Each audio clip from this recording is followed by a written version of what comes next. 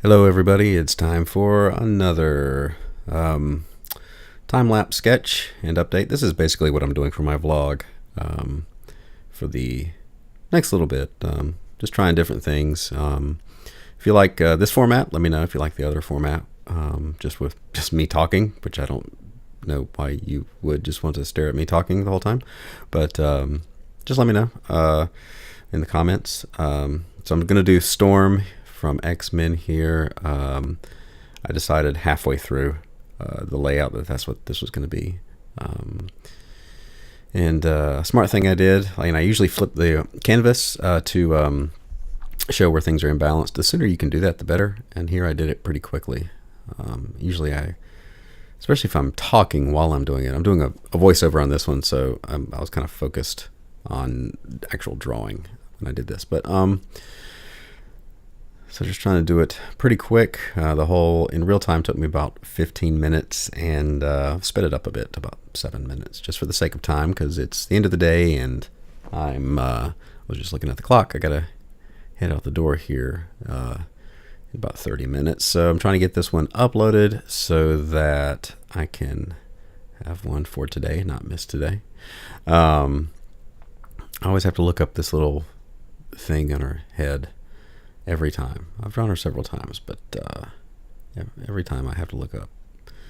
At some point, my brain reached capacity for remembering details like this, if it's not something I draw all the time.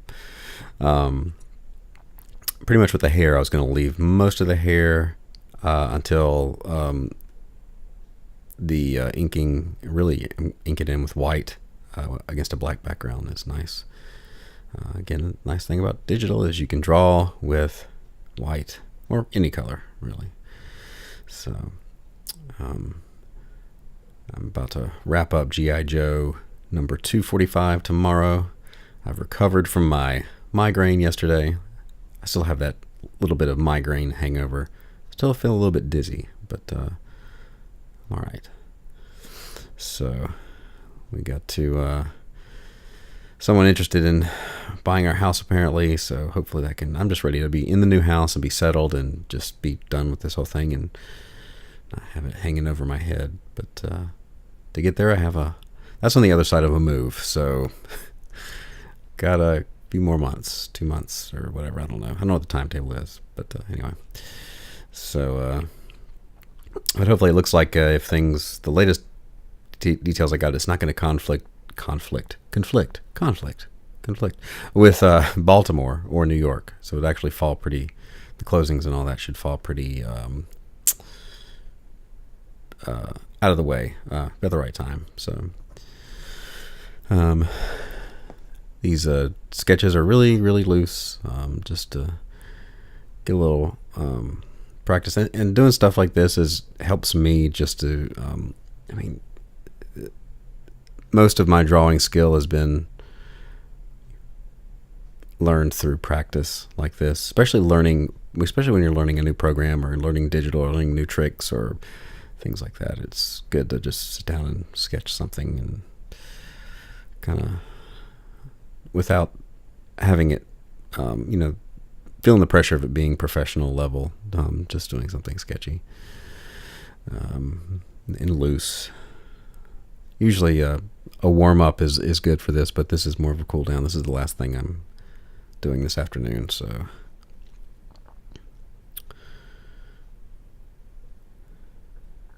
my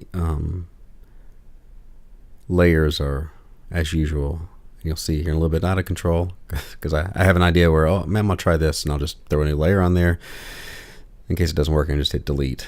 I know some people,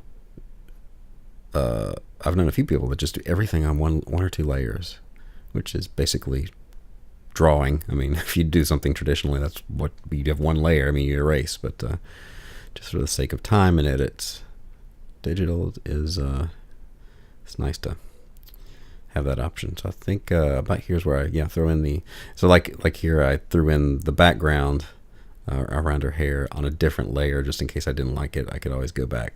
I didn't want to ruin the shapes that I had going on in her hair. And I think I'm even gonna throw another one up to do the drawing in the white. Yep, there it is. See, it's going crazy with the layers. It's ridiculous, but I really like drawing if it's a white against black here and there. It's kind of nice. In a minute, I will do a lightning bolt behind her. I'll give you a quick. I'll tell you how I did that. It's super easy in Manga Studio to do a quick lightning thing. So I'm going to do the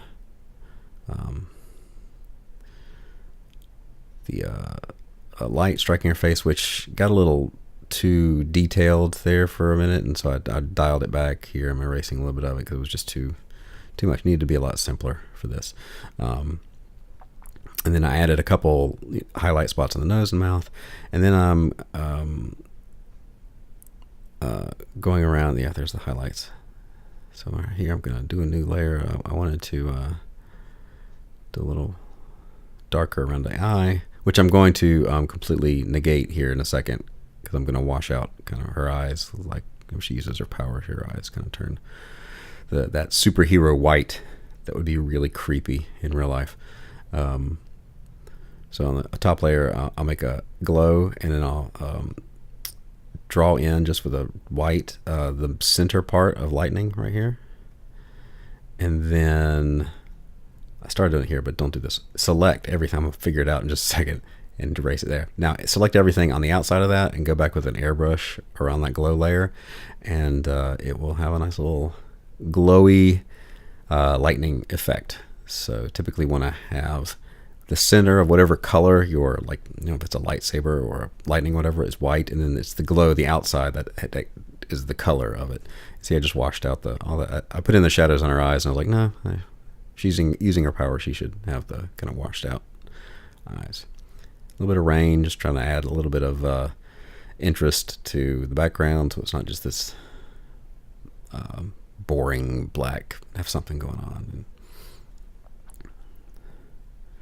And about to wrap it up. So if you've enjoyed the video, leave a comment, let me know what you think. Hit the bell down below to get notifications when I upload, and subscribe, share, and check out my link for Webtoons. My webcomic is on Webtoons. It's doing pretty well, so I will see you next time.